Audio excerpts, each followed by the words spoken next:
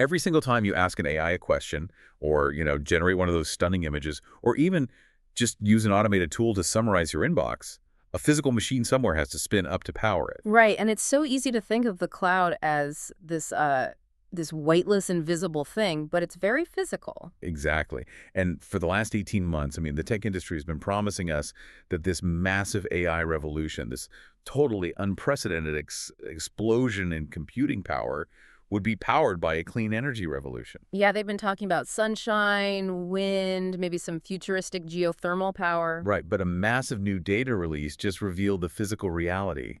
And, well, the reality is made of concrete, steel, and fossil fuels. The math has finally caught up with the marketing, basically. Yeah. So today we're doing a deep dive into a research dossier dated May 8, 2026. It completely proves that the clean AI era is colliding with hard physical limits. Our mission here is to just cut through all the corporate press releases, the glossy sustainability reports. All right, we want to follow the actual billions of dollars to see why places like Texas and the East Coast are quietly building out this massive natural gas empire just to feed the AI beast. Because if we look at where the actual capital, the concrete and the turbines, is being deployed right now, natural gas has emerged as the undisputed winner for the American AI infrastructure build-out from 2026 to 2032. Which brings us to April 29, 2026. That's the date our sources highlight as the day the verdict came down. Yeah, the day the math became totally undeniable. And to understand that verdict, we first have to look at the scoreboard.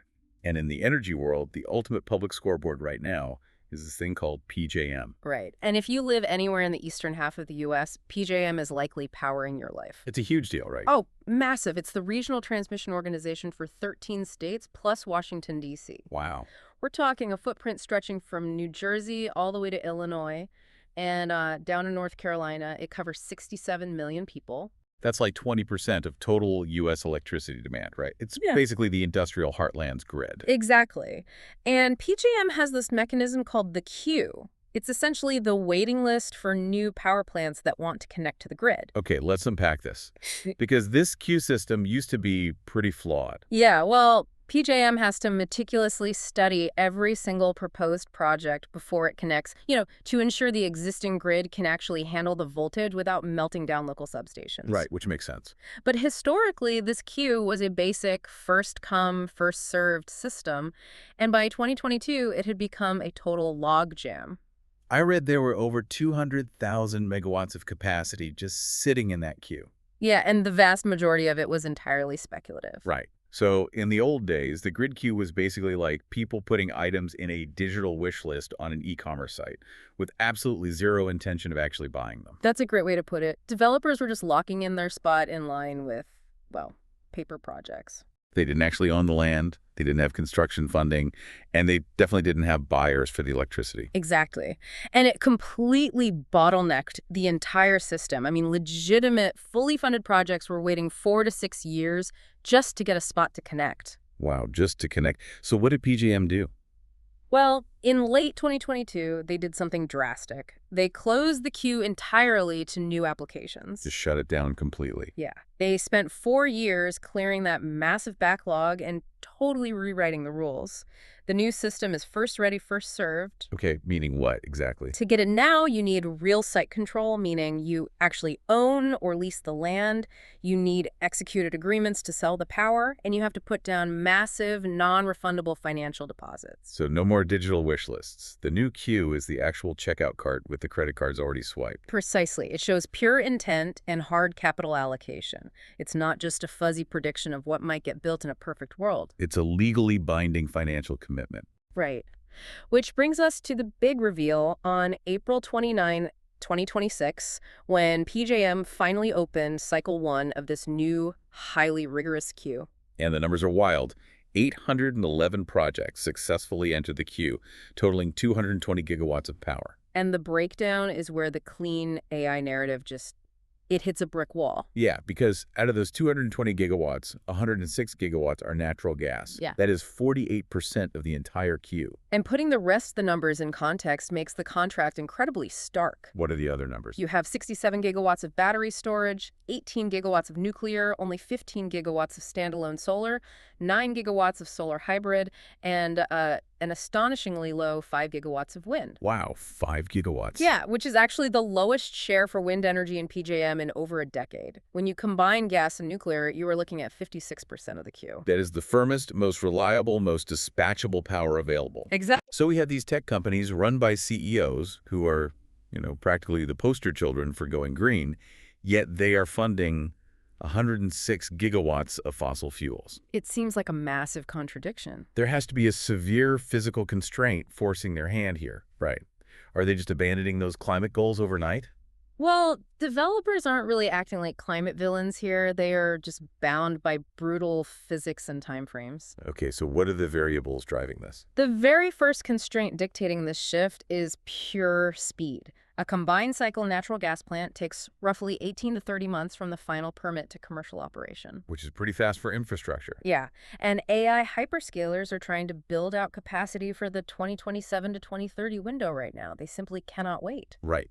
If you need a house built by next month to run your business, you can't wait for the custom eco-mansion that takes 5 years to permit, source, and build. Exactly. You buy the reliable prefab unit that can be dropped on the lot tomorrow. So what about those alternatives? Like, what about nuclear? Small modular nuclear reactors, or SMRs, realistically need 6 to 10 years just to navigate the Nuclear Regulatory Commission. Oh, wow. And geothermal. I know Google backed that big Fervo project. Enhanced geothermal is cool, but it won't arrive at a true multi-gigawatt commercial scale until at least 2028. So it's just too late for this current wave. Right.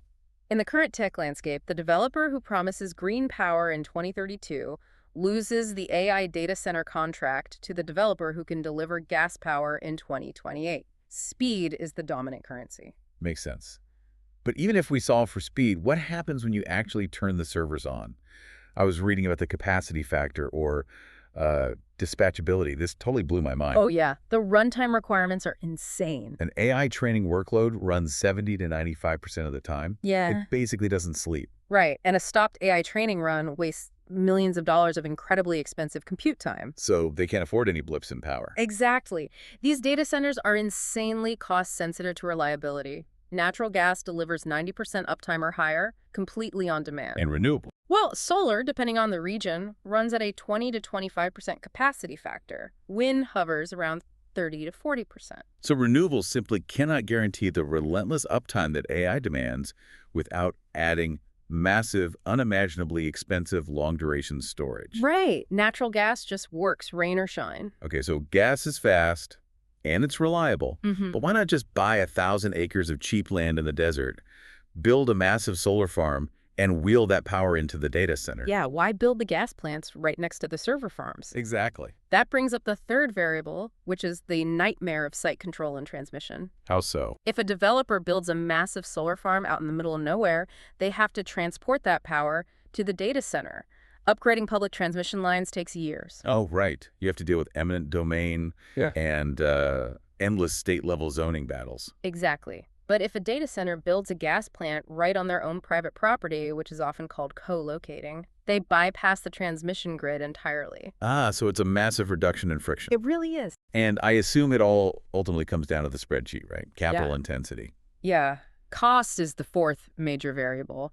Gas plants cost roughly $700 to $1,200 per kilowatt installed.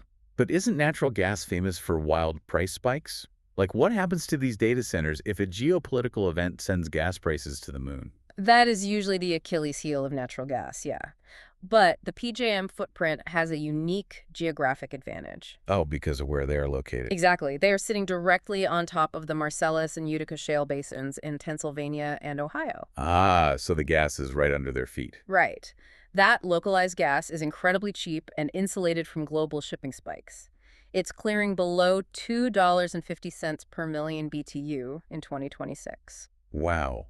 So when you calculate the cost per megawatt hour delivered continuously, 247 gas is thoroughly beating renewables plus storage in the Northeast and Mid-Atlantic. Without a doubt. Okay, we've talked about speed, reliability, location, and cost, but what about the government? Didn't we just spend the last few years passing massive federal climate legislation? This is the fifth variable, and we have to look at how recent policy shifts flow directly into the financial models that developers use. Right, just looking impartially at the math. Exactly.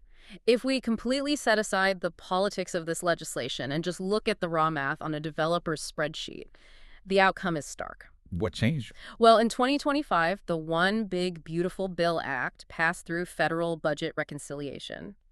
And this legislation drastically accelerated the phase out of the production tax credit and the investment tax credit for new renewables. Right, and it also completely canceled the 45V clean hydrogen production credit for any project starting after 2027. Yeah. And concurrently, the EPA reversed the 111B rule. Okay, remind me what that rule was. That was a regulation that would have required new gas plants to implement carbon capture technology by 2032. And carbon capture isn't just like a fancy filter you slap on a smokestack, right? Not at all. Carbon capture requires a massive amount of the power plant's own electricity just to run the capture equipment. Which is often called a parasitic load. Right. Exactly. It destroys your profit margins and requires billions in extra piping and underground storage. Wow. So with that rule gone, the financial handcuffs basically came off natural gas. And at the same time, the lost tax credits instantly made renewables vastly more expensive to build. Right, and clean hydrogen became entirely unbankable. Here's where it gets really interesting. If PJM is the public scoreboard, what happens when developers decide they don't even want to play the public game? Yeah, what if they don't want to wait in any public queue, no matter how reformed and fast it is? Exactly. And that question takes us straight to Texas. Right. The grid operator there, ERCOT, covers 90% of the state. But Texas is kind of unique, right? Very. Because Texas refuses to synchronously interconnect with the rest of the country's grid, ERCOT operates entirely outside the jurisdiction of the Federal Energy Regulatory Commission, or FRC. So it's a completely deregulated island. Exactly. And that island has given rise to the ultimate AI workaround, the private grid. Okay, let's talk about the GW Ranch project. Right. In January 2026, a project called GW Ranch, developed by Pacifico Energy, was approved in West Texas. It is a 7.7 gigawatt natural gas plant. Let that number sink in for a second. 7.7 gigawatts. It's massive. That is larger than the entire coal fleets of some individual states. And it's exclusively serving data centers on a private grid. Yeah, if you live in Texas, you're used to hearing about the ERCOT grid struggling during summer heat waves. Oh, for sure. Now imagine a private tech company building a power plant the size of 3 nuclear reactors right in your state, and it's completely walled off from your house. It only powers servers. That is what they call a behind-the-meter model. And GW Ranch is not an isolated case, is it? Not at all. Texas currently has nearly 58 gigawatts of gas power in various stages of planning, and half of that is exclusively designated for data centers. That is a staggering amount of power. You have major projects from Lancium, Crusoe, and the massive OpenAI and SoftBank cluster in Abilene, all following this exact blueprint. So essentially, these tech companies are deciding to become their own private utility companies just to avoid the red tape of the public grid. Pretty much. By building massive gas turbines right on the data center site, the hyperscaler controls the schedule, the capital cost, and the reliability. They bypass public queues entirely. Right. But the broader implication for everyday people is staggering. Because these private grids don't connect to the public system, the millions of tons of exhaust they produce become totally invisible to everyday ratepayers and state-level climate planning. Wow. But of course, they remain glaringly obvious to federal greenhouse gas inventories. Oh, absolutely. Now, I can hear a savvy listener pointing back to our earlier PJM numbers and saying, wait a minute, you said there was 67 gigawatts of battery storage in that checkout cart? And 18 gigawatts of nuclear. Yeah, people see those numbers and think, isn't that the real decarbonization story here? Are we just ignoring the green tech? Exactly. It's a crucial pushback, but we have to dismantle the illusion born from those headline numbers. Right. Let's look at the battery storage first. 67 gigawatts is a massive number, but batteries do not generate electricity. They only shift it from one part of the day to another. Exactly. Right, wait. When you say they only shift it, you're talking about the charging source, right? Yeah. If the PJM queue only has 29 gigawatts of actual new renewables entering, what exactly are those batteries soaking up? That's the kicker. They are primarily charging off the marginal grid mix at night. Let's clarify that. When you say marginal grid mix, you just mean whatever power plant happens to be turned on at that specific time of night to meet demand, right? Yes. At 2 a.m. in the PJM region, the power plants ramping up to meet excess demand are almost entirely natural gas and coal. So essentially, a battery on a gas-heavy grid is just a time machine for natural gas. That's a brutal way to put it, but yeah. You're charging it with fossil fuels at 2 a.m. when demand and prices are low, just so you can discharge it at 2 p.m. when the grid is stressed. Furthermore, most of this storage is 4-hour lithium-ion technology. It is designed for daily peak shaving. Meaning it just discharges for a few hours when everyone gets home from work and turns on their air conditioning? Exactly. It does absolutely nothing during a multi-day freeze. Right, like the Winter Storm Elliott event in 2024 that brought the eastern grid to its knees for days. Yeah, you can't run an AI data center through a 3-day blizzard on a 4-hour battery. Okay, but what about the 18 gigawatts of nuclear? We always hear about nuclear being the ultimate clean, firm power. No carbon, runs 2047. Nuclear is phenomenal technology, but you have to look under the hood of that 18 gigawatt number. About 6 gigawatts of that are just uprates. Wait, what's an uprate? An uprate is just an efficiency tweak like upgrading a pump or a turbine to extract a little more juice from an existing decades-old plant. Oh, I see. And another 4 gigawatts are restarts like the 3 Mile Island and Palisades facilities. Those are real, and they are important, but they're just recovering old capacity that recently retired. They aren't new builds. Exactly. So that leaves about 8 gigawatts for those futuristic small modular reactors we keep seeing on tech blogs. And here we collide with time horizons again. None of those SMRs have broken ground commercially. Right. Moving from a prototype to a fully licensed gigawatt-scale commercial fleet takes a decade. Realistically, we might see 1 to 4 gigawatts of that actually operational by 2032. It's the exact same story with enhanced geothermal, isn't it? Pretty much. The Fervo Cape Station project is amazing. It's delivering 70 megawatts of continuous Earth heat power in 2026. But by 2030, total commercial geothermal across the country might only reach 1 to 3 gigawatts. Which is a rounding error compared to the 106 gigawatts of gas currently swiping its credit card in the queue. Wow. Yeah, that really puts it in perspective. What's fascinating here is that clean, firm power is a reality, but it's a 2030 to 2040 story. And the AI capacity wave is a 2026 to 2032 reality. Gas is winning the immediate window because it's the only thing that can be built today. Okay, so we've established what's happening and the mechanical reasons driving it. But what is the collateral damage here? Well, we have individual states that have made aggressive, legally binding commitments to green their local grids. And PJM Cycle 1 just completely broke their math. Yeah, take Maryland. They have a renewable portfolio standard requiring 50% of their electricity to come from renewables by 2030. Or look at Virginia, which currently hosts roughly 70% of the total U.S. data center footprint in places like Loudoun County. Right, their state climate plans were entirely calibrated for a grid that was steadily getting cleaner. But if they are relying on PJM for their power, and PJM is building massive amounts of gas, well, their state goals are essentially physically impossible now. And the political bind is severe.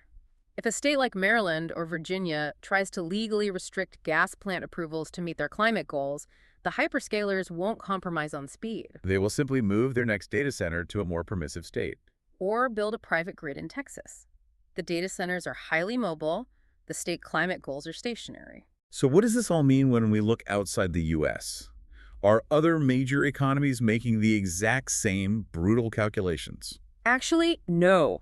This is where we see a massive global divergence. Let's look at the European Union. Right, the dossier had some interesting notes on that. Yeah, just a day before our source dossier was compiled, on May 7, 2026, the EU announced the results of a massive hydrogen auction. Okay, what did they do? They secured clean hydrogen supply by subsidizing it at 44 euro cents per kilogram. While the U.S. just canceled its equivalent $3 per kilogram credit. Exactly. The EU is heavily utilizing regulations, mandates, and direct state subsidies to force clean energy to scale, regardless of the immediate cost. They have the Carbon Border Adjustment Mechanism, or CBAM, which places a financial tariff on any carbon-heavy imports. Yeah, and they have their emissions trading system capping pollution. They have strict mandates for sustainable aviation fuel. Meanwhile, the U.S. is letting raw speed, deregulation, and price dictate the AI build-out, utilizing deeply cheap natural gas. So we are going to see a reality very soon where the U.S. and EU power grids are fundamentally divergent. And that leads to a profound reality for the global tech sector. By 2030, an AI model trained in a data center in the EU will have a demonstrably, mathematically lower carbon footprint than the exact same model trained in the United States. Which brings up a fascinating question. Will global markets or corporate buyers actually care about that embedded carbon? That's the big unknown.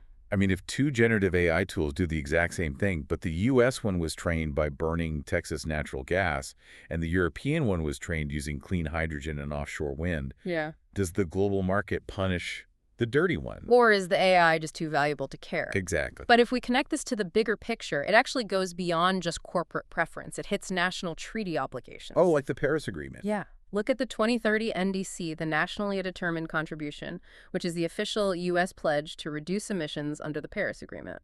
The AI buildout alone is adding roughly 30 gigawatts of incremental demand on the PJM grid alone by 2030. 30 gigawatts of basically pure fossil fuel demand. Which adds about 100 million tons of carbon dioxide to the atmosphere every single year. Wow. Because of this single infrastructure wave, the U.S. Paris Pledge simply cannot close.